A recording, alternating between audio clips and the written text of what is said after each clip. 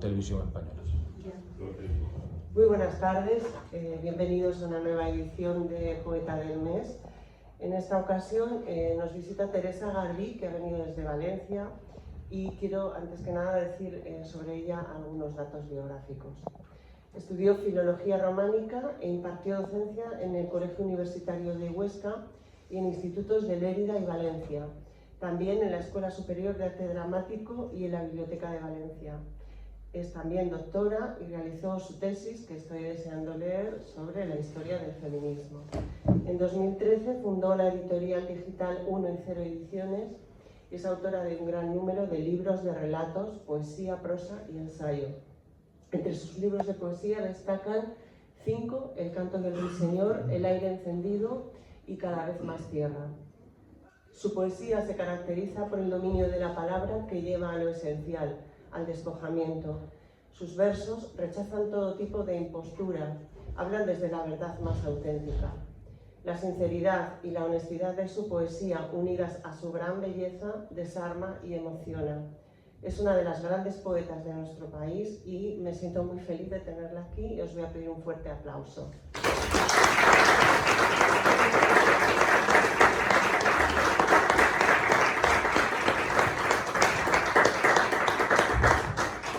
Bienvenida, Teresa. Muchísimas gracias. ¿Se oye bien? ¿He tenido algún problema con la voz? No. ¿No? ¿Se oye, no? Gracias. Estoy contentísima. Todo lo que ha dicho es inmerecido, lo que acaba de decir mi amiga. Pero de lo que estoy muy contenta es de estar aquí en Avilés. Ayer estuve paseando, conociendo la ciudad, me ha parecido bellísimo y todo lo encuentro maravilloso. Y también me admira esta asociación cultural, tiene mucho valor porque hacen un gran trabajo y están además situados en pleno centro de la ciudad. Yo les agradezco muchísimo la invitación. Y nada más. Bueno, Teresa, te quería preguntar, me llama la atención la forma en que te acercas a los objetos con la intención de comprenderlos, de llenarlos de vida, como en un poema que titulas Palabras para una piedra. ¿Qué te mueve a intentar comprender la esencia de una piedra que adorna una mesa? Los objetos no es que los dote yo de vida a los objetos, es que tienen vida, o por lo menos esa sensación tengo. Y las piedras, pues naturalmente las contemplo como formando parte de la naturaleza y yo formo parte también de la naturaleza y los seres humanos nos convertimos en tierra, en piedra. Voy a leer este poema y así se pueden hacer una idea, si les parece bien. Se titula Palabras para una piedra. Lo ignoro todo sobre ti. No es nada extraño, pues ignoro lo más elemental. No sé por qué eres tan rotunda y permaneces sin esperar que alguien fugitivo como yo te tome entre sus manos y te traiga a una habitación en donde adornas una mesa. Aún te cubre el polvo original de tu gran sueño. Imposible entender el mapa complicado de tu piel en el que brillan heridas y desastres. Están ahí las manchas, veladuras, muescas y detritus, aglutinados a la huella de otros seres que contigo se fundieron en su muerte. Y forman parte de ti, que vives hace tiempo para venir un día azaroso a la caricia de estas manos que no te sobrevivirán. Aunque me lleve contigo, no sé a dónde, el brillo destilado de la tierra. Qué hermosura.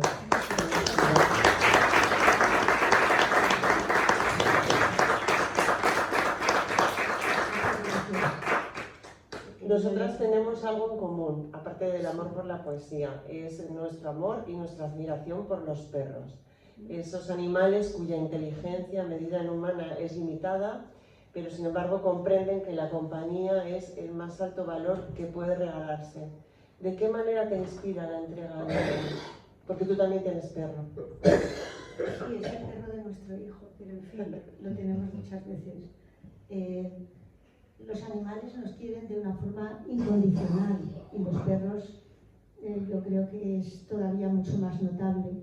No sé, seguramente tendrá alguien por ahí, tendrá perro.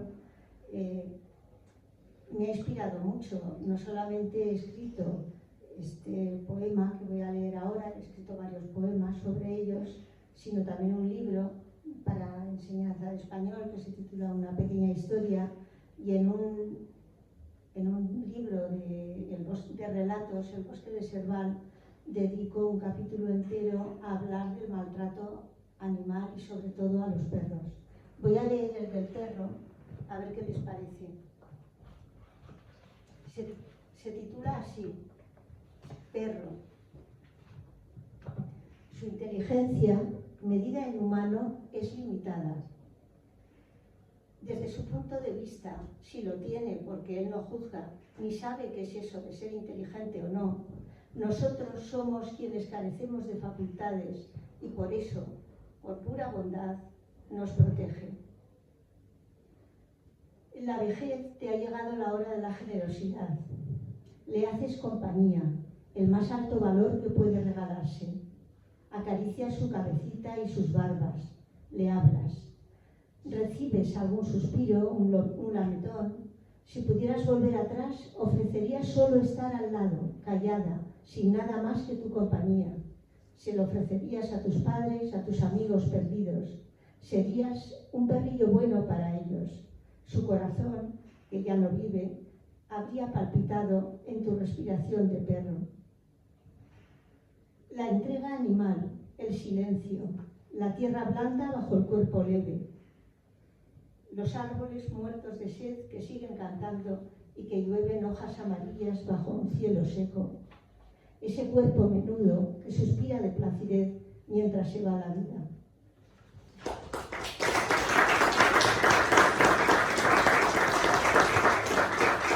Son las lecciones que nos dan los seres aparentemente inferiores a nosotros.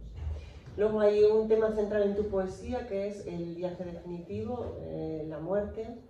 Sobre ese viaje que nos convertirá en niebla. Entre la niebla dices cosas tan hermosas como: porque estarán las nubes esperándote para cubrir la cumbre y que descanses en la noche de los tiempos. Esta preocupación por la muerte, que es un tema habitual en muchos poetas, ¿ha impregnado desde siempre tu quehacer poético? Sí, yo desde niña tenía mucho tiempo para pensar, me dejaban en soledad, no es como ahora que hay tantas actividades y tantas cosas, y pensaba mucho, claro. Además, como dice Miguel Hernández, que lo tienen por aquí, nacemos con 3 heridas: la vida, la del amor, la de la muerte. Y hace un juego repitiéndolo en distinto orden para quedarse al final con el amor.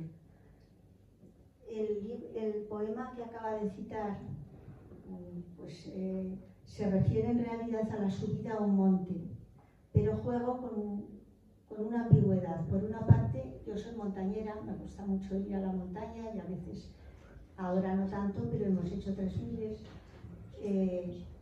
Lo veo como un gran esfuerzo, pero también lo equiparo con la muerte, con esa manera de ascender hacia ella.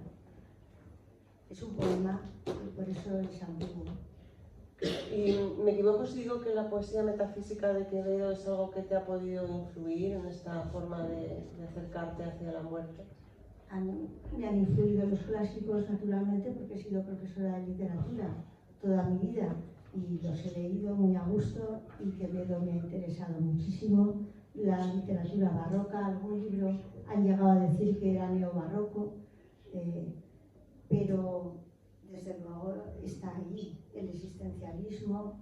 Don Antonio Machado, que lo sigo llamando Don Antonio, que siempre decía que nuestra vida es tiempo y nada más nacemos, estamos ya empezando a morir, pero hay que luchar contra ello, aunque vayamos a fracasar, evidentemente. Pero dice Antonio Machado que la dignidad del ser humano es luchar contra el paso del tiempo y luchar contra esa desaparición de los seres humanos. Y tienes frases de rotunda belleza y esperanza, como la vida ha sido al fin una danza interminable. Eso me encanta. Sí, es el poema último de este libro, que lo escribí en realidad en recuerdo de mis padres que habían fallecido hace poco. Y en fin, me llegó por dos sueños. Uno que fue una pesadilla, que me di cuenta de que ya no los iba a ver más, y otro que aparecieron en esa danza interminable. Voy a leer la danza si les parece bien. Se titula La Vie en Rose. Es esa canción tan famosa. Sí. El viento. Palabras de viento en la tarde fría del bosque. Cercados por oscuros barrancos os miráis. Os mira también el bosque entero. Sus ramas verdes han tejido la bóveda inmensa, verde y azul, que os protege. Sobre la tierra luminosa, jóvenes y bellos, os abrazáis. Habéis vivido, seguís viviendo, lo dicen vuestros ojos, radiantes de deseo, que copian la luz del bosque. Muy lentamente os abrazáis y os miráis. Lo sabéis todo, lo poseéis todo. La vida ha sido al fin una danza interminable.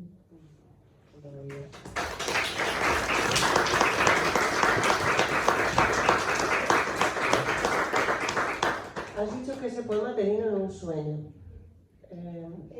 ¿Cómo es tu forma de escribir? ¿Te escribes en un trance como tantos poetas? Bueno, en un trance de repente siento la necesidad de escribir algo y lo anoto. A lo mejor voy por la calle y tengo que anotarlo por fuerza. Como tantos poetas, por ejemplo, el propio Becker pues llevaba trozos de papel en los bolsillos. Pero luego hay que trabajarlo arduamente, claro está. Y sí, a veces son sueños. Los sueños son muy enriquecedores porque ahí no es la vida normal. Se pierde toda la perspectiva, no hay tiempo o hay varios tiempos a la vez. Es todo sorprendente y maravilloso, también a veces muy duro. Y eso es muy enriquecedor para escribir poesía. ¿Y escribes tienes intuiciones, por ejemplo? Sí, necesito escribir algo y lo apunto y después cuando puedo retomarlo lo trabajo. A veces este libro, por ejemplo, que se titula El aire encendido, pues realmente surgió de esa pesadilla de darme cuenta de que no tendría a mis padres nunca más y empecé a escribir un poema muy extenso y luego lo retomé, muchas cosas no las conservé, lo trabajé y salió el libro. ¿Y se te ocurren más cosas al escribir? ¿Perdón? ¿Se te ocurren más cosas cuando empiezas a escribir? Sí, claro, hay que ponerse pues en la misma situación. Es algo difícil, que lo sabéis los que hayáis escrito. Tienes que ponerte en la misma situación que te inspiró ese verso o esos versos y trabajarlo. Muy bien. ¿Crees que...? Si te parece una frase de Lorca que quizás sea iluminadora, él decía, cuando le preguntaron en una entrevista, que no sé si soy poeta por gracia de Dios o del infierno, dice, pero sí que lo soy por darme cuenta de lo que es un poema, de lo que es trabajar un poema.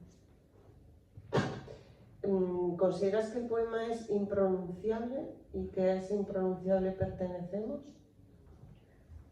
Claro, lo que somos, pues realmente es algo misterioso, no podemos llegar a abarcarlo, no podemos saber en realidad tantas cosas, aunque nos creemos que sabemos mucho, y realmente somos difíciles de pronunciar, difíciles de definir o de hablar.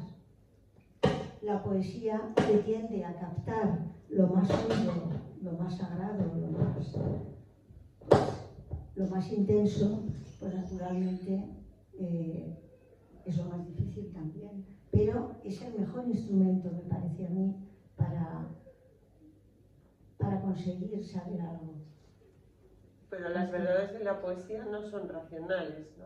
No son absolutamente racionales, medibles, cuantificables. Estamos en otro mundo, claro, ya lo digo, por eso se parece tanto, he dicho antes, al mundo de los sueños también.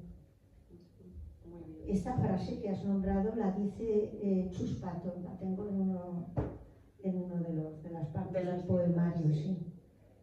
Y realmente estoy de acuerdo con ella. Bueno, pues léenos algo más, por favor. Vamos a ver.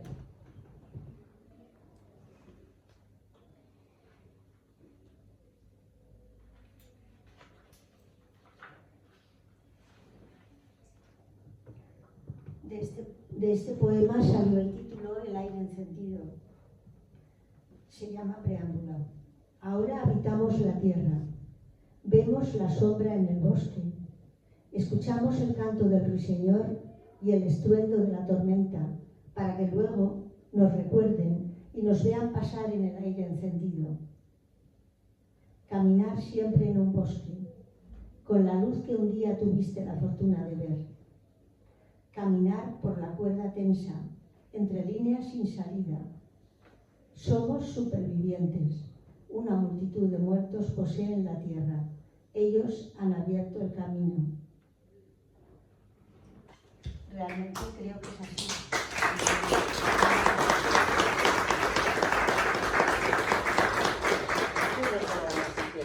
Nosotros, sí. Vamos a ver la siguiente que había elegido. Ya he dicho que me refiero a mis padres.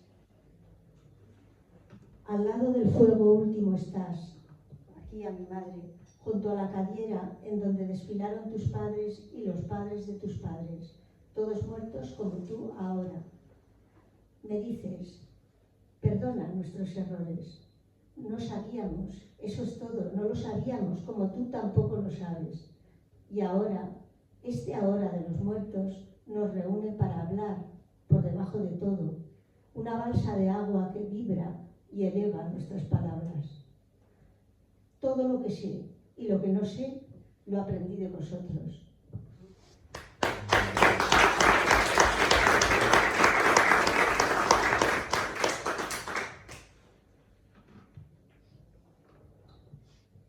Por encima de su ausencia, tu madre continúa en algún no lugar.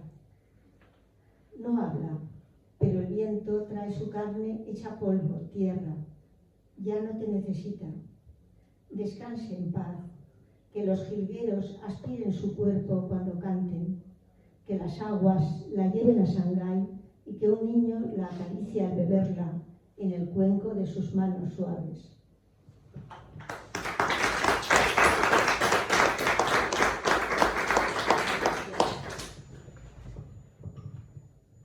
El contacto con la naturaleza es inspirador para los poetas, pero tú quieres incluso saber más, entender el sentido de fondo de todo. Y dices, el caminante intuye esa verdad oculta en la vegetación, porque él solo desea el río subterráneo, el significado de tanta apariencia.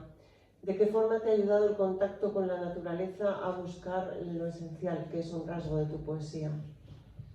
Pues me ha ayudado por completo, porque necesito estar en la naturaleza y me doy cuenta de que formo parte de esa naturaleza, que no hay distancia entre los seres humanos, los animales, las plantas, los árboles.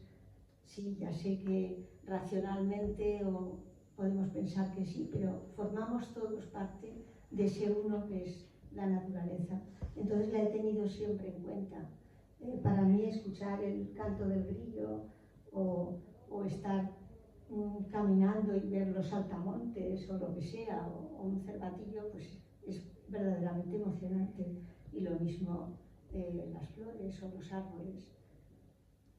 Es que hablas, además en su poesía, habla de lo minúsculo, del animal, el más pequeño, el más insignificante. Y eso es muy bonito como lo abordas. En la pandemia, que trata este otro libro de Cada vez más tierra, realmente pude sobrevivir porque veía paisajes que tenemos en casa y también porque en rendijas de la terracilla que tenemos había salido unas flores, y también en la azotea. Hubo alguien que seguramente con buen sentido cogió y las cortó, porque si llega a salir de allí un ramaje no sé qué habría pasado, habrían saltado las baldosas. Pero realmente es importante tener en cuenta la naturaleza y oír el canto de los pájaros. Yo me inventaba el canto de los pájaros también. Un pájaro canta. Dejas el balcón abierto. Has entrado en el corazón del bosque, sin caminar, a solas con el canto que te alumbra. Y eso me servía para seguir adelante. Y a veces la sutileza y la sensibilidad que se perciben en tus versos nos hacen pensar que se trata de estar alerta, muy alerta, de afinar el oído. Y tal vez por eso dices, escucho el silencio de la ciudad desierta. ¿Quieres que estemos alerta? ¿Cómo lo estás tú? Es que realmente hay que estar alerta, fijarnos, porque si miramos superficialmente no nos damos cuenta, por ejemplo, de que un color tiene muchos matices o la luz brilla de forma distinta. Yo creo que en eso estaremos todos de acuerdo y todas. Pero también ha influido mi educación, porque yo empecé estudiando Bellas Artes y mi maestro me decía siempre que había que aprender a mirar, que eso era fundamental. Y en eso me puse, vamos, y me interesó, o lo he utilizado luego en la literatura también. Qué bien. Y otros versos también parecen consejos que emanan de la sabiduría y de la vida vivida. Por ejemplo, abrir la tapa del frasco de miel y aspirar su perfume blanco toda la vida en el aire. Bueno, esto de toda la vida en el aire a mí me fascina. Tenemos toda la vida en el aire, ¿no? Perdón, estaba buscando el poema. Yo creo que sí, pero en fin, ya lo verán lo que he escrito. Toda la vida en el aire es el primer poema de este librito. Me pidieron que colaborara en un libro digital en plena pandemia para muchos poetas, pues, para que intentáramos crear un buen ambiente y nos comunicáramos. Y yo escribí este poema: toda la vida en el aire. Escucho el silencio de la ciudad desierta. El canto de los pájaros dibuja bosques. Llueve sobre el mundo detenido. La tierra reposa y brilla el aire. Grillos y abejas, tejones y zorros han vuelto. Han vuelto cuando la danza de la muerte nos hace saltar. La arena y la nieve lo cubren todo. Cada vez más tierra. La muerte se ha llevado las palabras de los muertos. Era todo un engaño, han dicho, y se han ido mientras contemplan a otros muertos que los aguardan. Abrir la tapa del frasco de miel y aspirar su perfume blanco, toda la vida en el aire. En el fondo, lo del frasco de miel, digamos que intenta reparar en parte lo de toda la vida en el aire, porque ya saben que en las pirámides a veces se encuentran frascos de miel que se pueden tomar y que ahí están una eternidad de años, vamos, una gran cantidad. Hay cosas que permanecen, y el recuerdo de los seres humanos también, claro. Luego ella vive en Valencia, lleva muchos años viviendo allí, verdaderamente ha hecho su vida allí y ha conocido a grandes poetas españoles como a Juan Gil Albert, ¿no? A César Simón. ¿Qué nos podrías contar de ellos? ¿Cómo te han influido cuando tú empezabas a escribir? Sí, yo llegué a Valencia y me fascinó primero conocer a Juan Gil Albert, que es uno de los poetas del 27, pero lo han nombrado poco para lo que él merecía, la verdad, porque considero que es un gran escritor y era además una gran persona. yo empecé, había publicado mi primer librito, se lo di y a continuación me regaló el otro. Eso no suele ser habitual en personas que ya estaba consagrado y era una persona mayor, y lo agradecí mucho. Empecé a leer el Breviarium Vitae, que es un libro que lo recomiendo encarecidamente, porque es la historia de su vida contada en un dietario con fragmentos muy interesantes. Su primo hermano era César Simón, y un gran poeta y también una gran persona. Tuve esa gran suerte de llegar a Valencia y conocerlos. Pues sí, es una suerte muy grande. Y, utilizando tus propios versos, te pregunto, ¿alguna vez al pasar las páginas de un cuaderno en blanco encontraremos el poema? Pues no lo sé. Digamos que eso ha sido puro voluntarismo. Pero sería maravilloso abrir el cuaderno, ver el espacio en blanco y darnos cuenta de que hemos encontrado lo que estamos buscando durante toda la vida. Saber, entre otras cosas, qué es la vida y por qué estamos aquí, todo esto. Eso sería muy sorprendente. Tienes un libro muy bello sobre el doncel de Sigüenza, que es poemas en prosa, titulado 5. ¿Por qué te ha inspirado tanto? ¿Qué te inspiró del doncel de Sigüenza?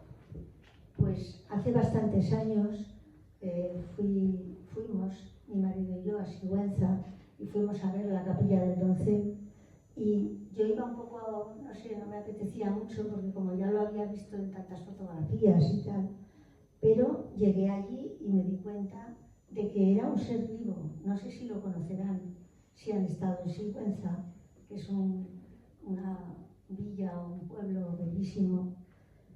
Pues es una estatua yacente de una tumba, pero que en vez de estar yacente completamente encima de la tumba, está reclinado leyendo un libro, o mejor dicho, mirando por encima del libro, mirando quizá pues la eternidad. Entonces volví, conseguí que me encerraran en la capilla durante unos días, estuve trabajando allí y me di cuenta de que todo tenía... Perdón. Bebe el agua, si necesitas.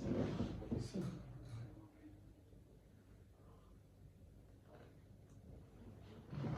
Todo se había construido a partir del número 5, que es el número de Jesús o Yeshua, que tiene 5 letras y que significa los 4 elementos, que son el tiempo, la tierra, el aire, el fuego y el agua, y la eternidad, que es Jesucristo, Yeshua, y la cruz también tendría el mismo significado. Entonces pensé en escribir un libro en el que un viajero va a Sigüenza y primero se establece un diálogo entre los 4 elementos, que son el tiempo, y después este viajero conoce la ciudad y al final pues descubre la imagen, la estatua del doncel. Es un libro que escribí ya hace bastantes años, en el año 87 o así. Y nos acercas a Sigüenza, este libro, que es un territorio que parece encantado. Bueno, yo he estado allí y es que parece encantado. Y parece que el viajero busca la inmortalidad dormida en el cuerpo del doncel. ¿Fuiste a Sigüenza y escribiste sobre ella y sobre el doncel para experimentar una cercanía a ese concepto, el de la inmortalidad? Sí, para mí era un reto describir todo el proceso. Primero los elementos, luego ese acercamiento y también imaginar la vida del doncel. Conocí la casa, que la iban a vender, por cierto, y la han vendido, y estaba totalmente, en fin, en ruinas, y me provocó bastante tristeza. Y en fin, fui imaginándomelo, pero tratando de ser fiel a su recuerdo. No se sabe mucho de él. Es una figura misteriosa. Estuvo en la feria, ahí en la feria, qué horror, en la guerra de Granada, estuvo allí. En lo primero, que trata de los 4 elementos, hablo del fuego.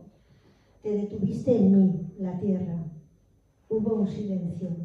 Me habías quemado enrojeciéndome con una llama. Cayó la oscuridad. Habíamos salido fuera de nosotros y éramos otro cuerpo, un solo cuerpo. Tuvimos desde entonces una sola voz, la suya. Voz llamada silencio, un silencio material, dibujo supremo, síntesis de todas las fuerzas. Una evidencia que respira nuestra emanación. Tú que eres todo desorden, todo mezcla, todo infinito, espíritu en el que el tiempo revierte en eternidad. Sí, porque si van a ver la estatua, pues verán lo que les he dicho antes, que por encima del libro está este personaje, esta escultura, está mirando y parece que esté mirando la eternidad, que la haya vencido en gran parte. No sé si lo oyen bien. ¿Se oye bien? Gracias. Y por ejemplo, tiene 5 capítulos, claro, el libro. En uno de ellos pregunto, ¿quién eres tú, caballero de la cruz de fuego? ¿Cuál es tu voz? ¿O acaso no tienes voz y hay que buscarla en otro lugar? En donde la palabra se sustituya por una música llena de sentido, por otra palabra que no existe. ¿Cómo contar lo que tú eres? Tu cuerpo pagano interpreta a Dios, porque en él se funden todos los contrarios, la vida y su simple complejidad. Una música que no podremos comprender nunca, el más alto don y el final de todo. Naciste en la aridez, como una condensación profunda, un lujo supremo y humilde que transparenta el hálito de la tierra y su desaliento. Eres afortunado, te dirán. Encontraste una ciudad para vivir y, lo que es más difícil, has encontrado un sitio en donde morir. En fin.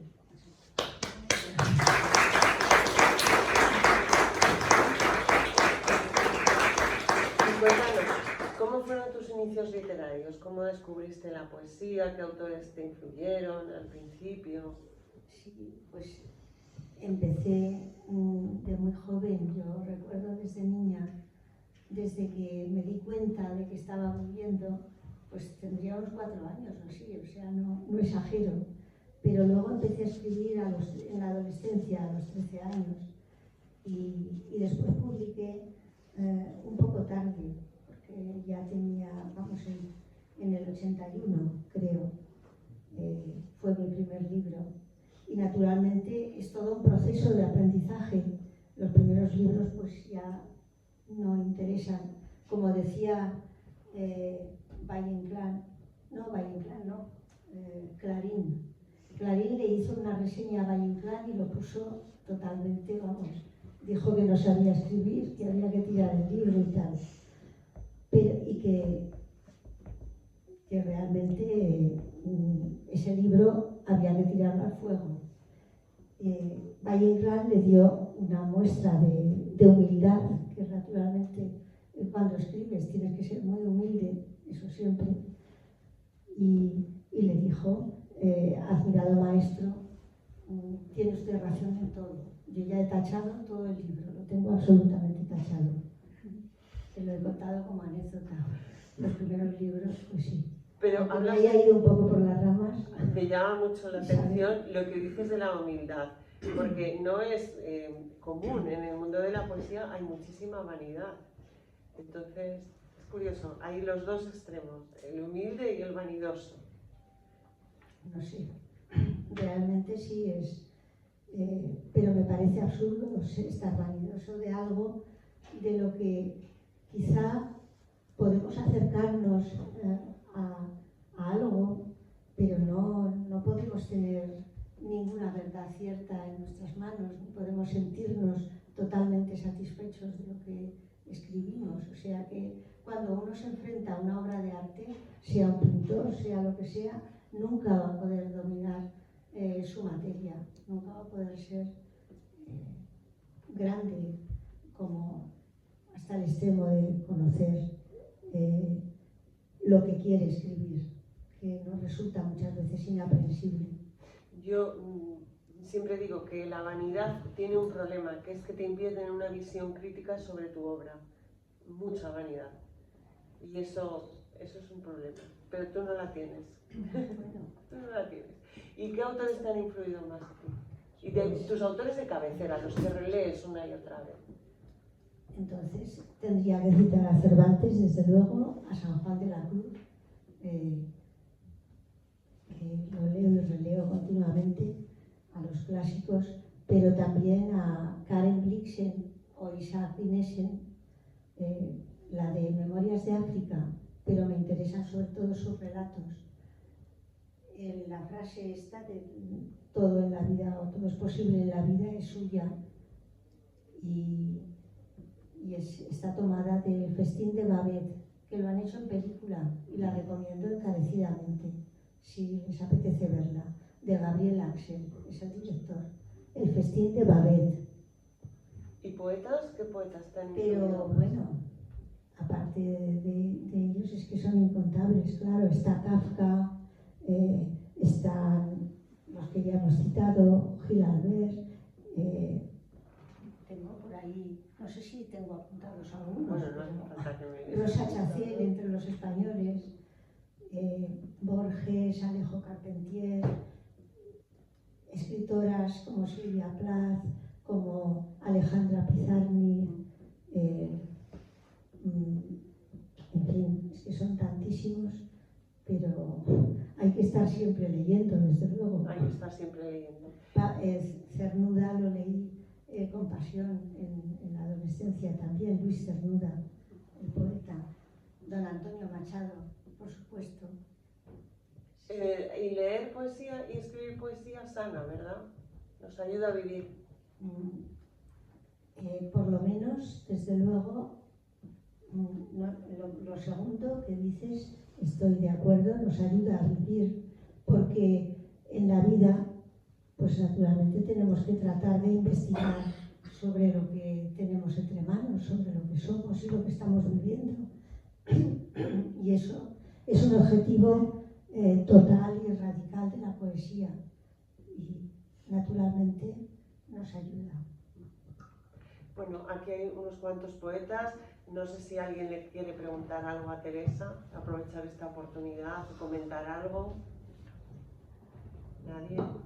Yo el otro día, cuando fue una presentación de libros, pues estuve, me gusta mucho ver, yo empecé aquí hace muy poco tiempo, ¿no? Y me gusta conocer un poco lo que la poética de cada poema, ¿no? De cada poeta. Ay, es que a mí me dicen que no muy bajo. No, lo digo para que lo oigan.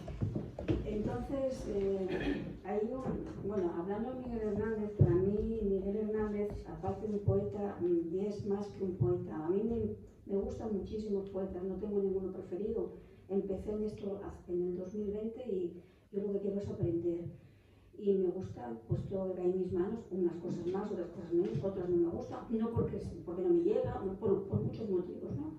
Pero bueno, intento conocer al poeta y sobre todo también la vida que ha tenido. Y Miguel Hernández para mí es más que un poeta, es ya una persona que es algo extraordinario, una persona, ¿no? Y Félix Grande, en su análisis de lo que es la poesía, comentaba en una pincelada, porque claro, los análisis de esta gente son muy profundos porque tienen mucho oficio y claro, son análisis maravillosos y profundos, ¿no?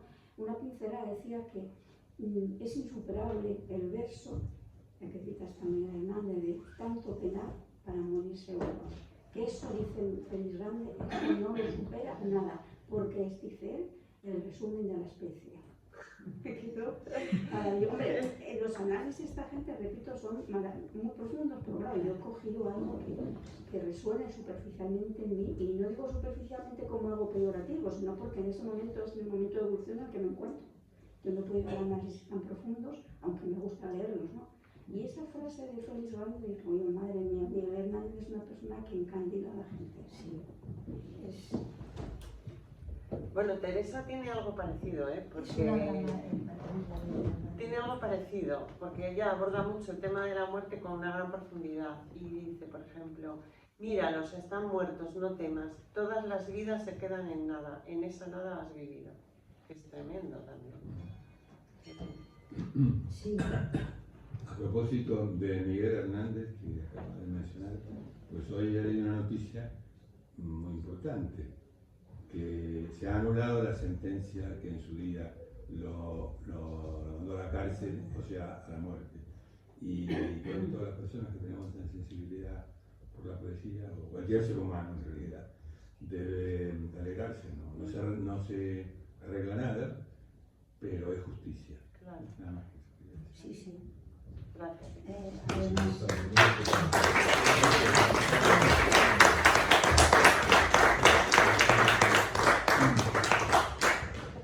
llega tarde, pero llega.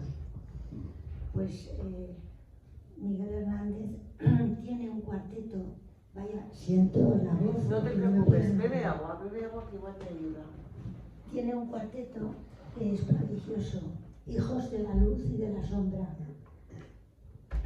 escrito en 4 poemas largos, y al final termina diciendo que en nosotros se besan nuestros muertos. Lo cuento siempre porque es un poema poco leído. Se besan los primeros pobladores del mundo. Efectivamente, es una maravilla. Se besan los primeros pobladores del mundo. Sí. Es precioso, pero todo el poema lo recomiendo. Quería leer, si me lo permites, Isabel, un poema en el que digo,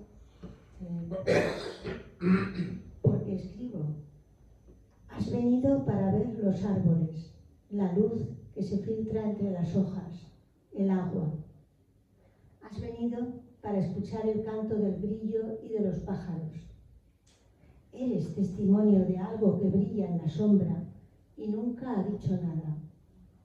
Este poemita quería leérselo. Qué hermoso.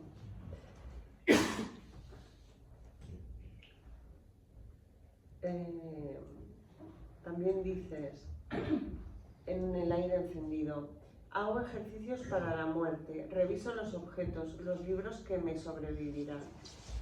¿Escribir poesía es una forma de hacer ejercicios para la muerte o para no aceptar morir del todo? Claro, como ya he dicho antes, que decía Antonio Machado, había que intentar luchar contra el paso del tiempo, y ahí estaba la dignidad del ser humano, sobre todo porque lo hace sabiendo que va a fracasar. El fracaso es algo nuestro. Eso lo he dicho antes, perdón. ¿Me puedes recordar la pregunta?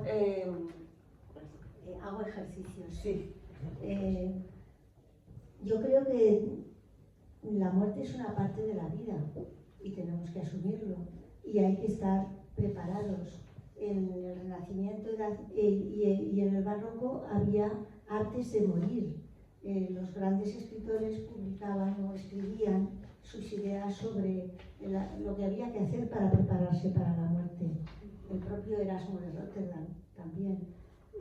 Un Ars Moriendi leí yo durante la pandemia, porque realmente me parecía un momento muy adecuado para leerlo, y creo que hay que estar preparado. Pero también muchas veces se siente esa nostalgia de lo que quedará de nosotros, en el sentido de los objetos, de los pequeños objetos que nos han acompañado toda la vida y que tienen una carga emocional grande, porque los hemos tenido siempre o han sido de nuestra familia, no sé, de nuestros padres, y por eso a veces hay que repasarlos y saber que nos van a sobrevivir. Hay que afrontarlo con serenidad, aunque luego vete a saber cómo lo afrontaremos. Me llama mucho la atención las citas que utilizas en tus libros. Yo creo que merecerían un estudio aparte. Por ejemplo, bueno, es una pasada la de Isaac Dinesen, la que has mencionado, en este mundo todo es posible. ¿Cómo realizas, háblanos de tus lecturas y cómo piensas en las citas, las vas apuntando, etcétera? ¿Tiene una relación muy directa con tu obra? ¿Cómo lo haces? Sí, pues posiblemente algunas veces tengo bastantes citas apuntadas, porque además llevo un cuaderno de lectura desde hace muchos años, porque si no se me olvidan los libros que leo, y y hasta los títulos. Se nos olvida. Y tengo comentarios y luego tengo la mala costumbre de señalar y doblar las páginas. Y ahí señalo las frases que me gustan. Entonces tengo una especie de centón de citas que yo misma me he ido recogiendo, pero también a veces me viene impuesto por amor hacia alguna escritora, algún escritor, y los busco la cita que me puede interesar y que me parece que hay que destacar. ¿Hay alguien que quiera decir algo más? Uno de los poetas que tenemos aquí, Ricardo, nada. No, cuando decías lo de el tema de la preparación para la muerte, bueno, incluso en este siglo, ¿no?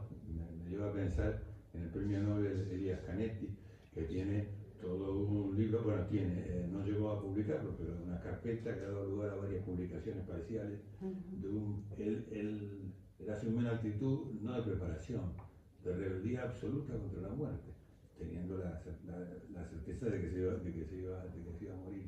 Pero él consideraba que la dignidad, o lo que él, para él era la dignidad del ser humano, era oponerse a la muerte, no aceptar la muerte, y no ser cómplice, es decir, no prepararse para no ser cómplice de la muerte. Es decir, como un pensamiento paradójico, evidentemente, pero así lo presentaba él. Sí, tengo el título apuntado para leer uno de los libritos que han publicado sobre esto. Sí, porque todo completo, que yo sepa, se hace en alemán ¿no? Sí. Pero es otra respuesta muy interesante. También es verdad que de todas las contradicciones nace la unidad y unas veces te puedes preparar y otras veces te puedes rebelar, como hacía Antonin Artaud en el teatro, claro, que se rebelaba contra la divinidad porque le parecía terrible. O Blas de Otero, el gran Blas de Otero, también es un poema. Y bueno, hay muchas formas de verlo, porque me estaba recordando el libro este sobre Sigüenza, que es tan bonito. Dices, la muerte ha recibido el hálito de la claridad y se ha confundido con la vida. Me recuerdas a un pintor simbolista que admiro mucho, el polaco Jacek Marczewski, impronunciable, que pintaba la muerte como una liberación y siempre pintaba mujeres bellísimas y aquellos hombres iban súper felices a la muerte. Entonces, hay muchas formas de verlo, Yo no sé si alguien más quiere decir algo. Si no, vamos a ir terminando. ¿Nos puedes leer algunos poemas más? Vamos a ver.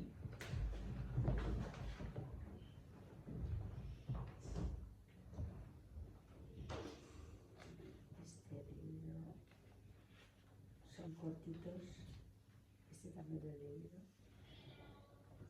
Sobre un perro. ¿Has visto la alegría del perro al contemplar la hierba verde y alta? También tú, como él, vas a entenderlo todo y entonces sonreirás. También había por aquí otro de otro perrito, pero es imposible recordar dónde están.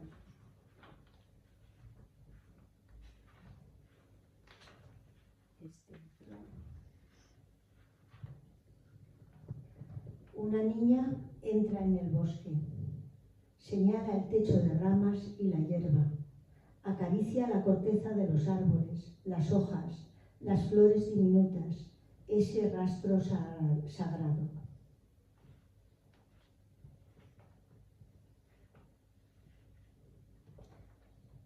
Cada vez más tierra, con todo el peso de la vida. En la tierra estáis, esperando mi muerte, para ser tierra conmigo. He de decir que el título Cada vez más tierra también es ambiguo. Por una parte, nos puede hablar de la proximidad de la muerte, pero por otra es que es fundirte con la tierra, sentirte cada vez más naturaleza. Sí. El último, si tienes que morir, no importa, vivirá tu tierra. En fin, yo creo que sería un momento adecuado para que hablaran, pero creo que no quieren hablar. Hay por aquí muchos poetas. ¿Los poetas no tienen nada que decir? A ver, Fran, nada. Bueno, pues nada. Hablando de tierra, bueno, me viene ahora a la mente la canción del Mediterráneo, y expresa perfectamente, no sé, de una forma tan natural y tan vital también, que es lo que va a pasar y lo que quiere ser y que no pasa nada. Y que encima va a ver, lo coloco en alto para ver todo, lo que quiere tener buena vista. No la he oído. La canción del Mediterráneo. Sí, la de Serrat. La de Serrat, claro. Sí, la de Serrat. Sí, que ahí yo creo que lo resume muy bien, porque se sintetiza con la tierra, como tú dices, somos tierra, y encima la ironía, o sea, el buen humor de pensar que tiene que estar en alto para tener buena vista. Pues sí, Está bien. una perspectiva muy interesante, desde luego. Bueno, pues si quieres vamos a leernos un poema para terminar.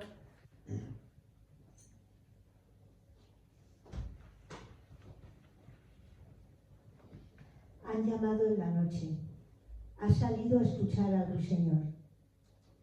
Es al alba cuando su canto puro resbala en el aire. Entonces, cuando todos los ruidos se han dormido al fin, el ruiseñor interpreta su aria. Ya no hay nada más que su canto solitario en el frescor de la mañana, su canto claro.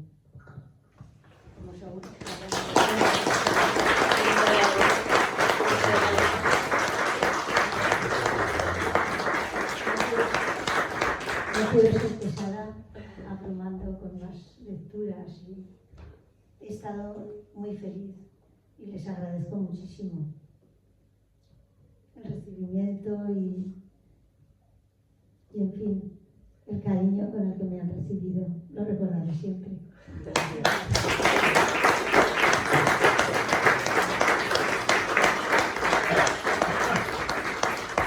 Bueno, pues para nosotros es una... ahora nos ofrecen aquí en la asociación un pequeño vino, si os queréis quedar, estáis invitados. Y nada, ha sido un placer tener a Teresa aquí, que ha venido desde Valencia, nada más y nada menos, y os agradezco mucho la asistencia. Quedaros al vino. Ha merecido la pena.